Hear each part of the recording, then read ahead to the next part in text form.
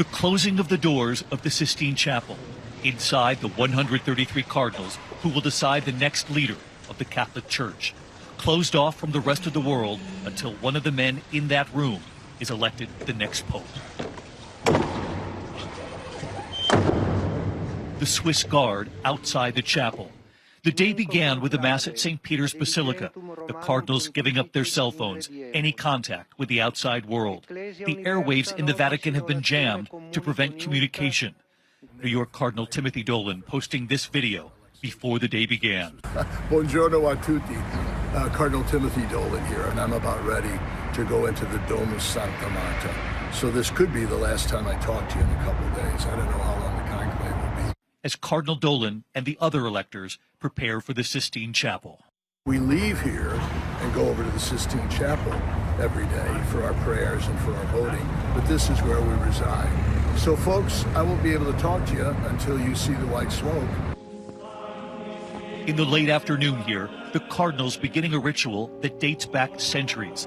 The procession from the Pauline Chapel to the Sistine Chapel.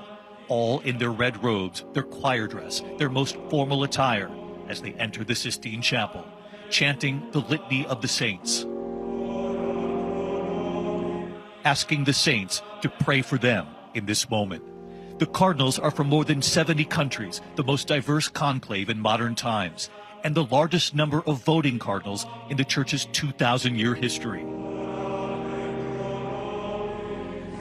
The cardinals chanting Ora pro nobis, pray for us. The cardinals then entering the Sistine Chapel, walking up to the altar and bowing, then taking their seats at tables lining the chapel. They sit in the shadow of Michelangelo's Last Judgment, each cardinal assigned a specific seat. Cardinal Pietro Parolin, the Secretary of State under Pope Francis, and one of several contenders to become the next pope, leading the cardinals in an oath of secrecy and vowing to not let their vote be swayed by external influences. Each cardinal then approaching the altar on their own, placing their hand on the Gospels, stating their name and saying, "I do so promise, pledge, and swear to uphold their sacred duty. So help me God." The weight of the moment on their faces. Among them, 10 cardinals from the United States. Cardinal Robert Prevost, born in Chicago. Cardinal Michael Harvey, born in Milwaukee. Cardinal Joseph Tobin, once a mechanic, now the Archbishop of Newark, New Jersey. Timothy Cardinalis Dolan. And then Cardinal Timothy Dolan, the Archbishop of New York. There was Cardinal Charles Mongbo, the first ever cardinal from Myanmar, named by Pope Francis. Cardinal Luis Antonio Tagle from the Philippines. Some have now called him the Asian Francis for his warmth and humanity. He is considered a contender here as well. Cardinal Peter Erdu of Hungary, considered more conservative, also a potential pope. Cardinal Matteo Zuppi, the Archbishop of Bologna, Italy, who rides his bicycle everywhere, considered a street priest, much like Francis. And Cardinal Pier Battista Pizzaballa, the first Cardinal of Jerusalem named by Pope Francis. All of them are contenders. And after each one of them pledges secrecy in the Sistine Chapel, the famous order before the voting begins. Monsignor Diego Ravelli giving the order extra omnes. Extra omnes. Latin for everybody out. Those who are not electors leaving the chapel, and the doors are closed.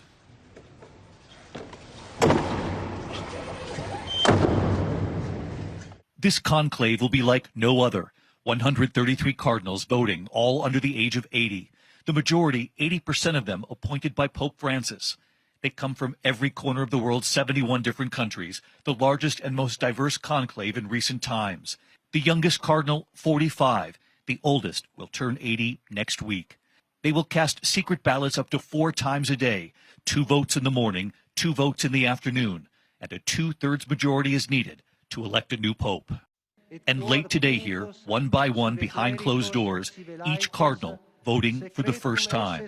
As part of the ancient ritual, they disguise their handwriting, and on a ballot that says, "I elect as Supreme Pontiff," they then write in the name of one of their peers in that room, folding the ballot twice and walking it to an urn at the front of the chapel.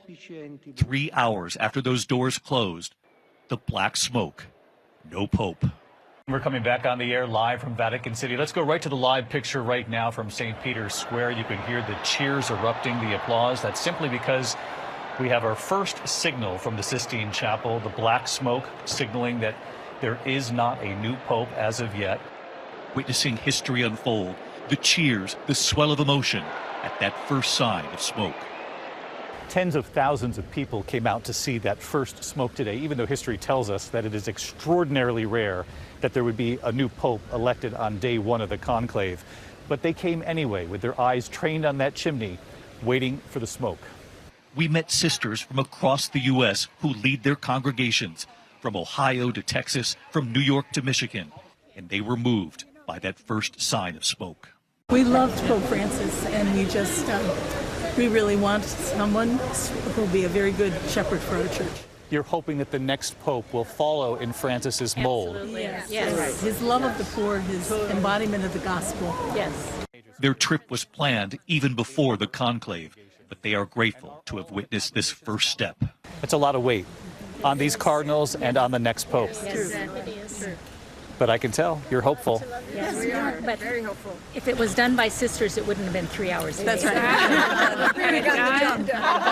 And we met Denise Washington, originally from New York, who wanted to be here.